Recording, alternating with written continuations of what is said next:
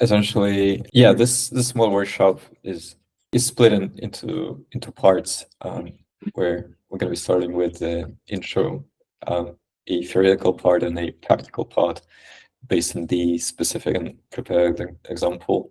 So, what is an indexer? Indexer is something that could be called a third-party API, which enables which powers decentralized application or any application with historical data. So for many reasons, including the computational complexity, for instance, it's not possible to query blockchain and, I don't know, get, for instance, all the transactions of a certain address.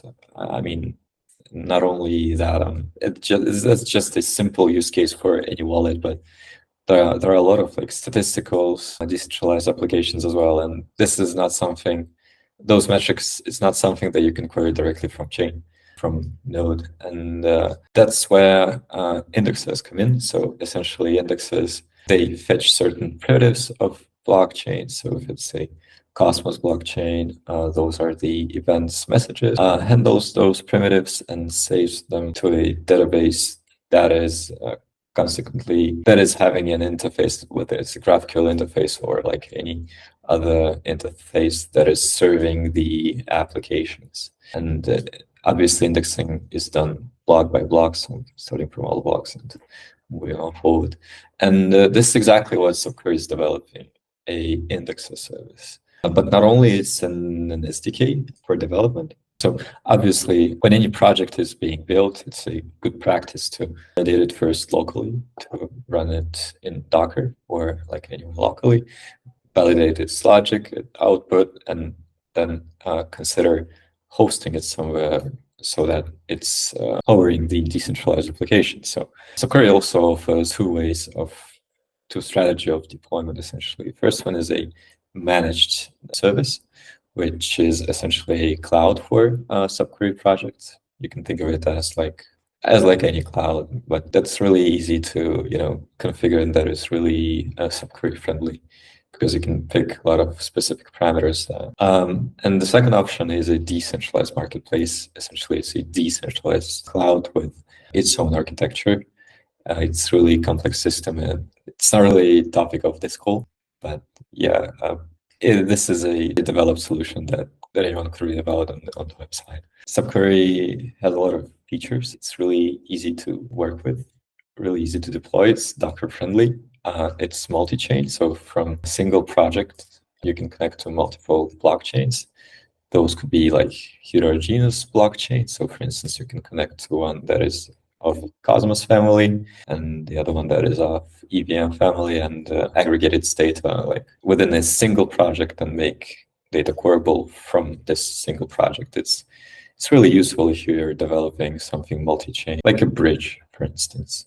And it's having like a bunch of other features and a lot of compatibility options. So more than 150 chains are being supported already. So essentially, this is how it works. So there's an SDK that is fetching primitives from blockchain, saves them to database, and served this saved data via GraphQL. And it's pretty easy to run, but obviously you'll have some prerequisites, including the installed Node.js as well as Docker, and as well as SubQuery CLI to run the project. So every SubQuery project is configured in 3 files. Yeah, I'm going to be talking a bit more about those during the demo, so that the example is like more specific.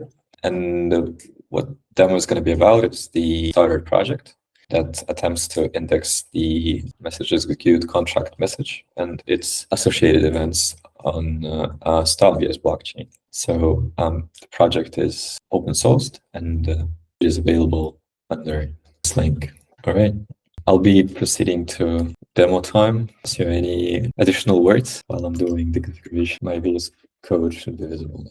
All right, as I was mentioning previously, essentially only 3 types of files need to be configured for every SubQuery project. So the first type of file is a schema file. So schema essentially is a specification of an API. So in this exact project, we're interested in giving dApps the possibility to fetch only execute event entity and message entity. So this is an API, and in order for us to make like real data queryable, we should obviously like populate those entities that are mentioned here. So schema is for schema specification, essentially. A second type of file is a manifest file, which is configured like as part of project.typescript file. So I can just quickly go over it. Here we are specifically mentioning that we're indexing a Cosmos project. We are indicating a ID of a chain that we'll be connecting to. In our case, it's Stargaze 1. Then we indicate the endpoint of a RPC node that we'll be making a connection to. Here we make something that's called a chain type. So we're not going to be really using those as part of this project, but like the goal of chain types is to generate the TypeScript types based on the files. So why would it be useful? It's useful to ensure the safety of the project and its robustness.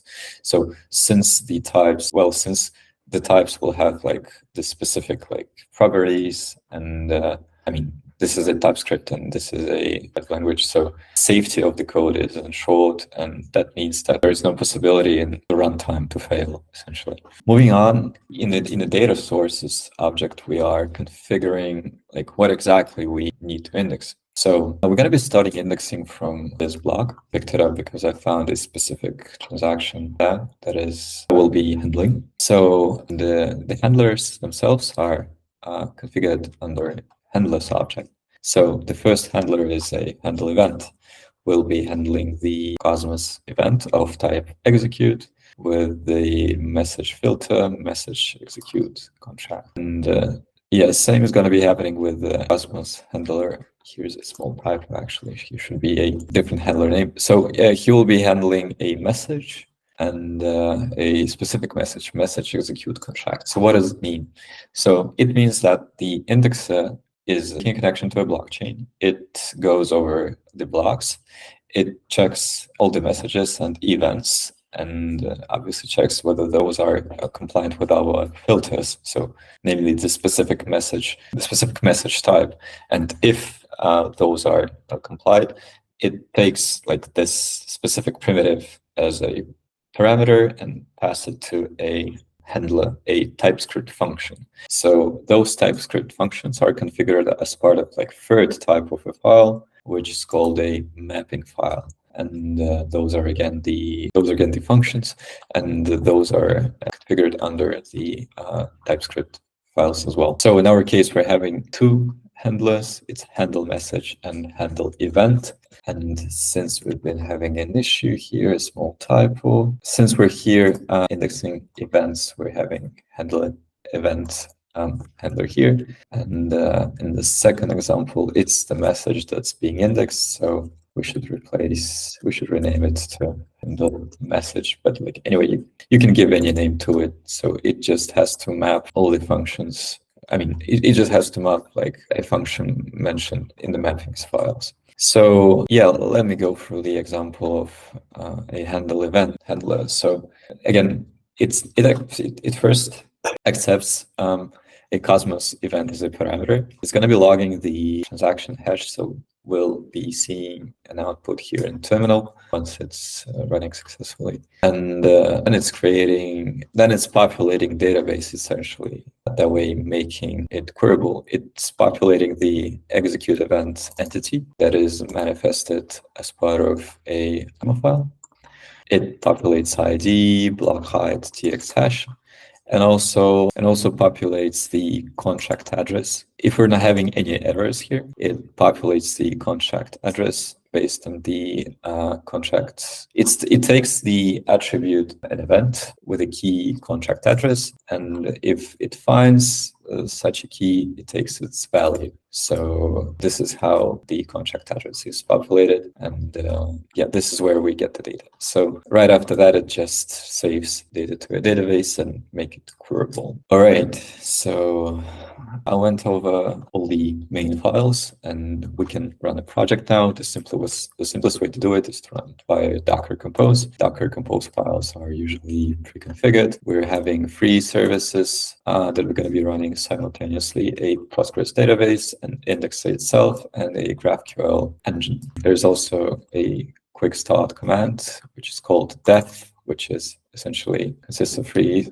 sub-steps: code generation, TypeScript code generation, obviously, code build, and finally Docker Compose up and run. So if I just type beyond that, it will take some time to run. Fingers crossed. All right, we can see that data file, that data folder was created, so that means it has successfully initiated. All right. Then here what we can see in the logs already. It has just started to handle the blocks essentially. So as you can see, we started from this block, and we've outputted the transaction hash here, which we specifically asked the handler to do on this line. So if we take this hash and try to search it in the Explorer, we're going to be able to spot it actually. Switch. So just access min scan, paste the hash of this transaction, and here we can see all the details. So we can check the row JSON. We can see that there is a specific message, the MSG execute contract that we wanted to index, and we took all other data from event logs here and data matches here. So essentially, yeah, we were able to fetch this data as it is and prove that it really was on the blockchain previously. So now when we're having the project successfully running and indexing, we can now query data that we previously manifested. So I'll be querying the execute events entity now. So I'm able to include the parameters that I want to query. In my case, for every entity, I'm expecting to see ID, block height, and the contract address.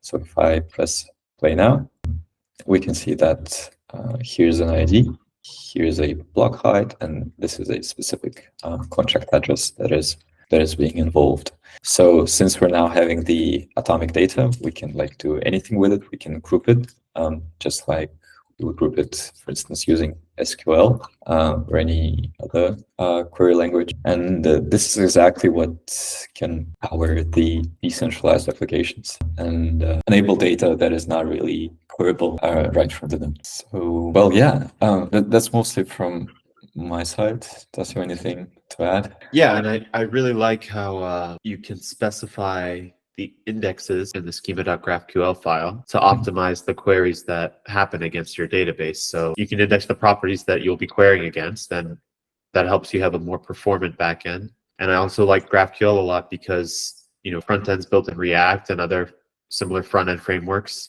have a lot of libraries that allow you to interact well with GraphQL and build very reactive quality UIs. So I really like that there's a tight coupling with the database and GraphQL. Yeah, that's really cool. But obviously you need to understand in advance what exactly you will be searching for, just to place those indexes correctly. Yeah, definitely. I've seen that other chains have this dictionary endpoint. I don't think it exists for Stargaze, but I also am not so familiar with it. Could you talk a little bit about the SubQuery dictionary API and how that can improve the indexing functionality? Sure. So there's a dedicated page in the documentation. So there's a good picture there. So I will have it open first. So how the dictionary works. Essentially, what's really happening when you're running a project without a dictionary? So when the indexer is simply going all the primitives, all the blocks or events and transactions, and trying to understand whether there is a specific primitive that the specific one that you're looking for. But if you're using a dictionary, you will be able to know that in advance that this specific block is having a specific event that you're looking for, so you can skip the other ones. So in its essence, dictionary itself is another subquery project that indexes all the primitives. So all the blocks, events, messages, and transactions. It's just used only for the performance reason. Here's a good page. about it. So do you think there's a SubQuery project that allows you to build a dictionary for a Cosmos? Yeah, there are already many indexes for Cosmos chain or other Cosmos zones.